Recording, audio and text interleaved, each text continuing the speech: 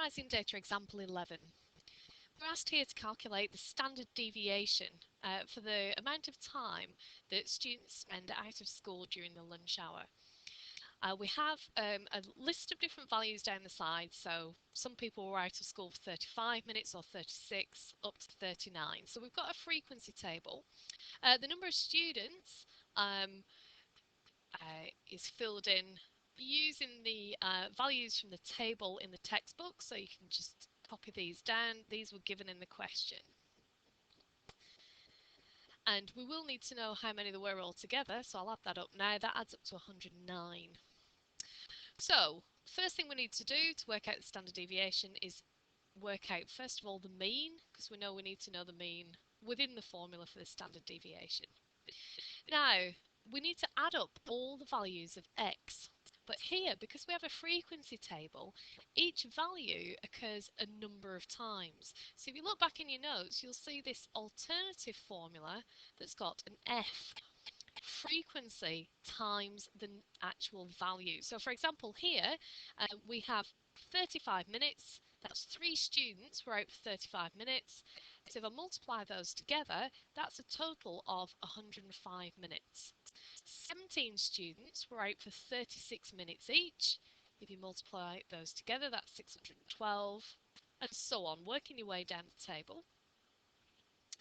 1, 2, you can check these yourself on your calculator. And the last one, 26 students were out for 39 minutes each. So that works out to be 1014. If you add up that column, we're going to get the sum of all the times that students were out of school. And if you add it up, it adds up to 4096. So that's the total number of minutes that people were out of school. Divide it by the number of students that applies to, and that's the mean. Now again, I could work that out on my calculator, but because I'm going to use it within another calculation in a moment, I'm going to leave it as an exact fraction. We now need to know the standard deviation formula, and again, because it's a frequency table, I'm going to use the formula that's got the f. Now it's standard deviation, so we need the square root, and so if you look back in your notes, this is the formula we're after, and I need you to learn that before the exam. So on the top, we want the sum of f times x squared. Now it's really important we get this in the right order. You square the value of x first and then multiply it by f. So for this first one, I would be doing 35 squared, that's x squared, and then times it by the frequency, which is 3. So if you work that works out to be 3675. Do the same thing on the next row. You've got 36 squared, and you've got that 17 times. Work that out. Same again, going down the columns, it's 39701. The next one is 49096.